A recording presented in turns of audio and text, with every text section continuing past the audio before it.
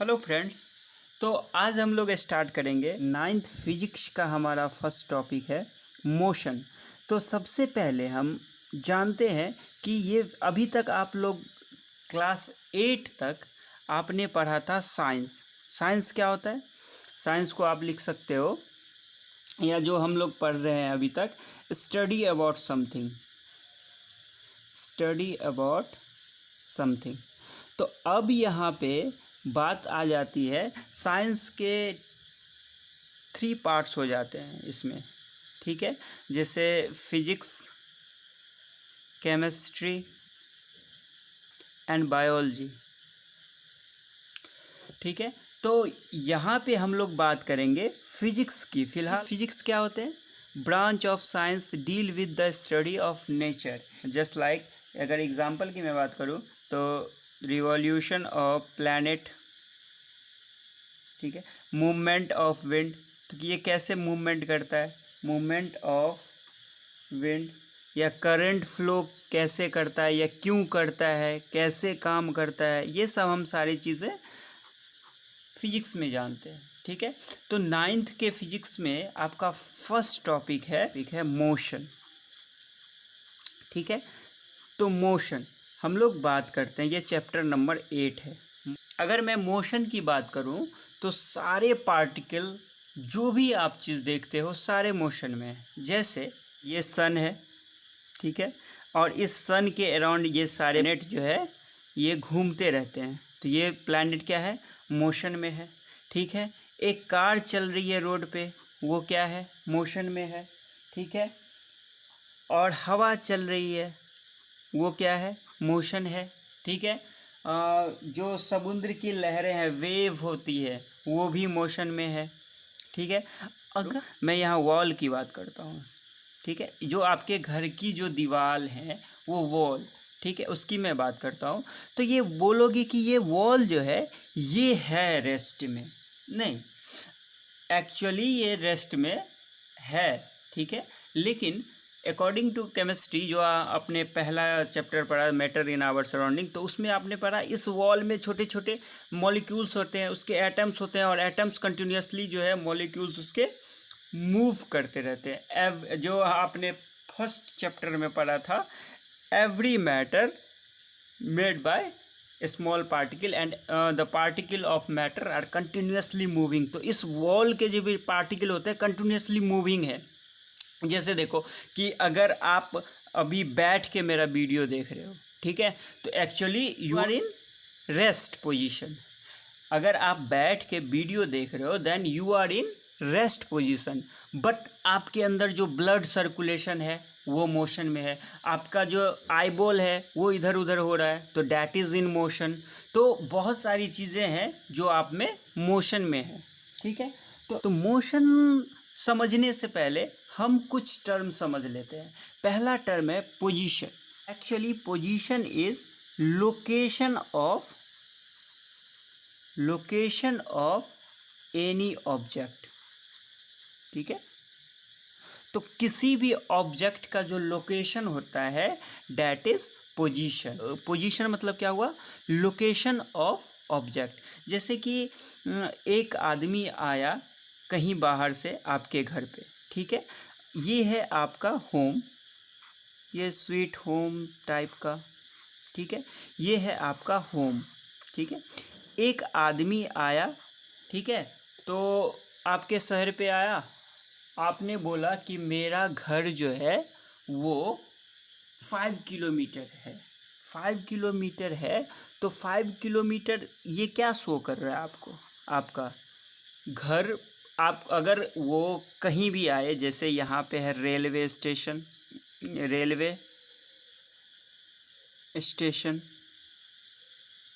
यहाँ पे bus stop, यहाँ पे सुपरमार्केट,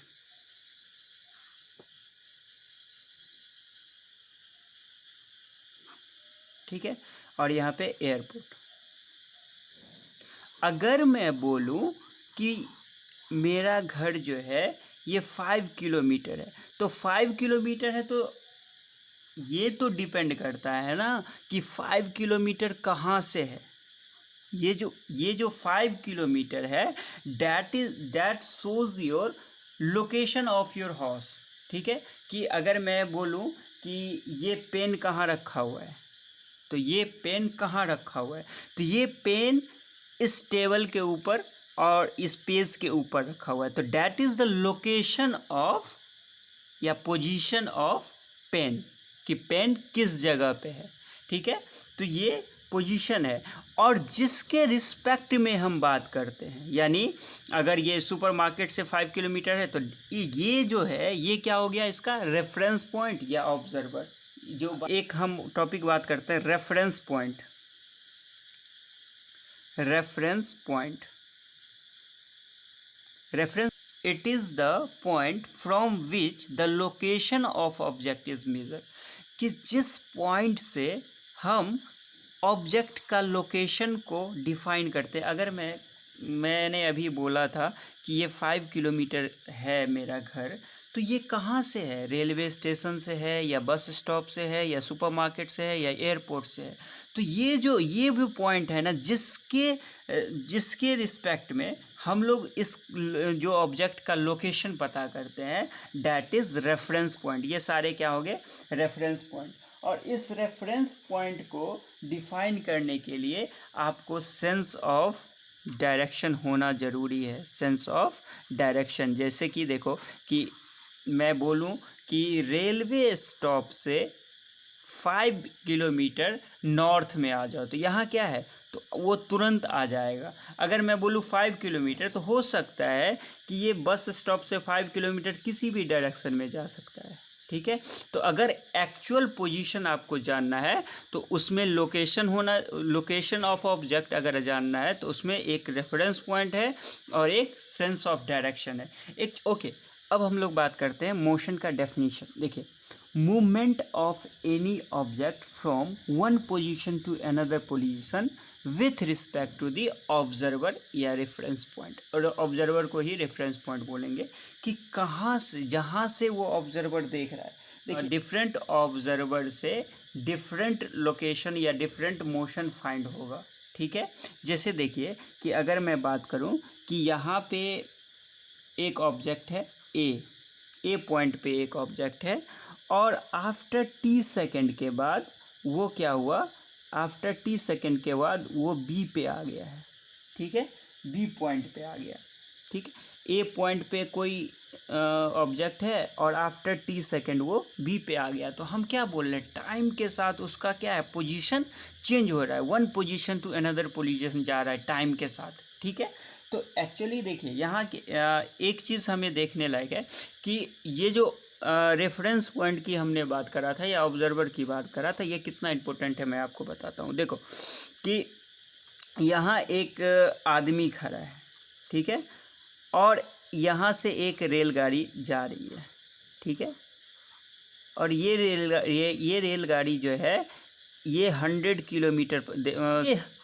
किलोमीटर पर आवर से है, तो इसको दिखेगा ये 100 किलोमीटर पर आवर। ठीक है, लेकिन अगर यहीं पे इसी ट्रेन में 2 आदमी बैठे हुए हैं तो इसको कितना दिखेगा, इसको ट्रेन का स्पीड इसको कितना दिखेगा, इसको जो 100 किलोमीटर पर आवर से सब सारे पीछे जा रहे हैं, पेड़ पौधे जो भी है। वो कभी होता है ना कि जब हम ट्रेन में बैठते हैं तो हमें लगता है कि वो सारे पीछे जा रहे हैं, तो इसको लगेगा कि ट्रेन आगे जा रहा है, लेकिन ट्रेन में बैठे आदमी को लगेगा कि सारे 100 किलोमीटर पर आवर से पीछे जा रहे हैं। और अगर ट्रेन में बैठा एक आदमी दूसरे आदमी को देखेगा तो वो दोनों रेस्ट में दिखेगा।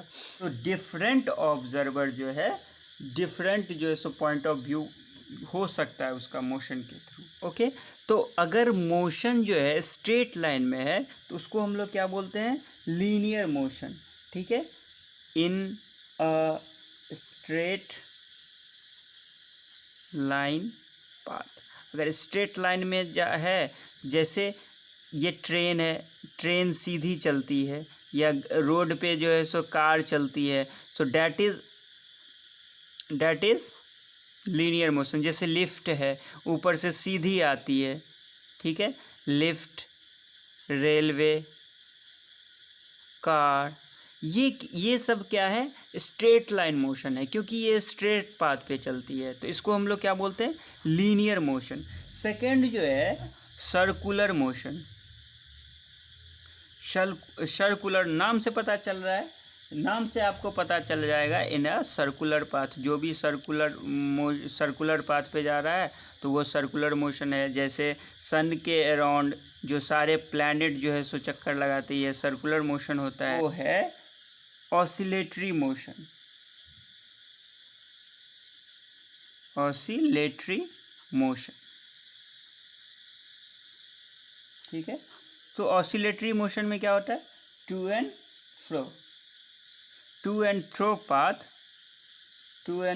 Path with respect to origin.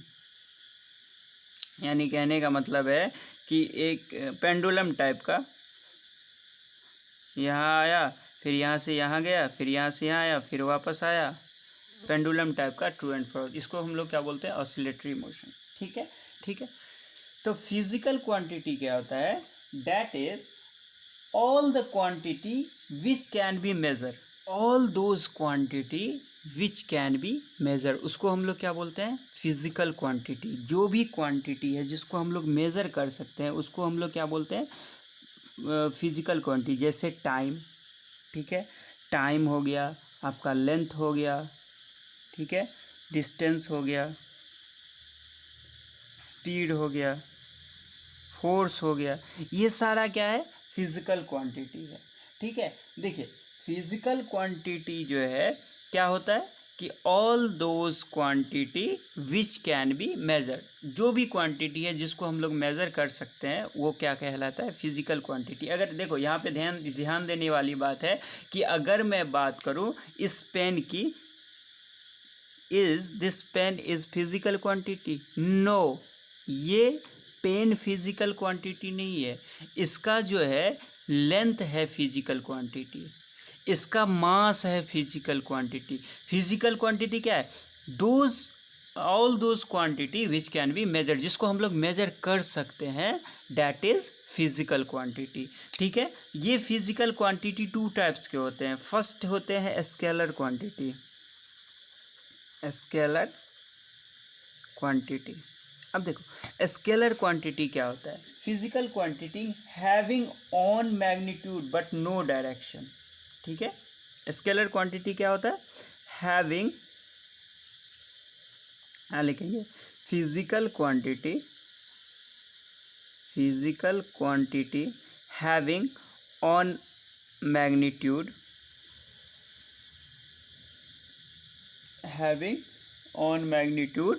But no direction. देखो इसमें physical quantity having on magnitude but no direction, जिसमें ओनली मैग्नीट्यूड हो, डायरेक्शन की कहीं बात नहीं होगी। अगर मैं बोलूँ लेंथ 15 सेंटीमीटर, तो 15 सेंटीमीटर किधर, इधर इधर इधर इधर, मुझे नहीं पता। तो लेंथ की अगर मैं बात करूं तो इसमें अगर मैं 15 सेंटीमीटर बोलूं तो डैट इज़, अब यहाँ पे डायरेक्शन का पता नहीं है कि हाँ किस लाइन में 15 सेंटीमीटर है, तो डायरेक्ट सीधी सी है। अगर 15 सेंटीमीटर लेंथ की मैं बात करूँ तो सीधा क्या होता है, लेंथ क्या है, स्केलर क्वांटिटी। ठीक है, इसका एग्जाम्पल की बात करूँ, एग्जाम्पल में हो गया आपको लेंथ, टाइम, टेम्परेचर, डिस्टेंस। यहाँ पे डिस्टेंस अगर मैं बोलूँ कि यहाँ 5 किलोमीटर, तो किधर 5 किलोमीटर, डायरेक्शन का तो पता ही नहीं है, ओनली मैग्नीट्यूड है। तो डैट इज़, अगर जहाँ भी मैग्नीट्यूड हो ओनली, डायरेक्शन का कोई पता नहीं है, स्केलर क्वांटिटी है, इसको रिप्रेजेंट करते हैं कोई भी अल्फ़ाबेट से, इसको रिप्रेजेंट करते हैं। ठीक है, अब देखिए दूसरा क्वांटिटी होता है वेक्टर क्वांटिटी। अब इस वेक्टर भाई साहब के पास हमें मैग्नीट्यूड भी चाहिए और डायरेक्शन भी चाहिए। ठीक है, physical quantity that requires both magnitude and direction. तो इस भाई साहब के पास मैग्नीट्यूड भी होगा एज वेल एज डायरेक्शन भी होगा। जैसे मैं बात करूँगा फोर्स की, अब देखो एक छोटा सा एग्जांपल ले लो कि आपका घर का दरवाज़ा है, ठीक है। तो दरवाज़ा जो है इधर से पुश करने पे, उसको पुश करने पे ये खुलता है। अगर 5 न्यूटन का फोर्स लगा के दरवाज़ा खुलेगा तो ये ज़रूरी है, अगर 5 न्यूटन का फोर्स लगा के ये डोर ओपन होगा तो ये ज़रूरी है कि ये 5 न्यूटन का फोर्स किस डायरेक्शन में लगेगा, ये पुश होगा या पुल होगा, ठीक है। अगर ये पुल करके 5 न्यूटन में खुलेगा तो आप इसको पुश करोगे 5 न्यूटन से तो ये नहीं खुलेगा। तो फोर्स क्या हो गया, वेक्टर क्वांटिटी, ठीक है, ठीक है। डिस्प्लेसमेंट की तो ये क्या हो गया, वेक्टर क्वांटिटी। वेलोसिटी की तो ये क्या हो गया, वेक्टर क्वांटिटी। अब देखो वेक्टर को रिप्रेजेंट कैसे करते हैं हम लोग, वेक्टर को हम लोग रिप्रेजेंट करते हैं ए या कोई सा भी अल्फ़ाबेट ले लो और इंग्लिश अल्फ़ाबेट ले लो और ऊपर में ये एरो भी आएगा, ये एरो शो करता है डायरेक्शन को। फिजिकल क्वांटिटी हमने पढ़ा, all those quantity which can be measure. Physical quantity क्या होता है, जो भी मेजर कर सकते हैं। और उसमें स्केलर क्वांटिटी क्या होता है, जिसके पास ओनली मैग्नीट्यूड हो, डायरेक्शन का कोई अता पता नहीं है, दैट इज स्केलर क्वांटिटी। और वेक्टर क्वांटिटी क्या होता है, physical quantity that requires both magnitude and direction also, जैसे कि फोर्स, डिस्प्लेसमेंट, वेलोसिटी, ये सब, ठीक है, होते हैं। एक्चुअली मोशन के यहाँ 2 स्टेट्स होते हैं, 2 स्टेट्स मूवी नहीं, ठीक है, ये मोशन के स्टेट्स होते हैं, 2 स्टेट्स होते हैं मोशन के, ठीक है।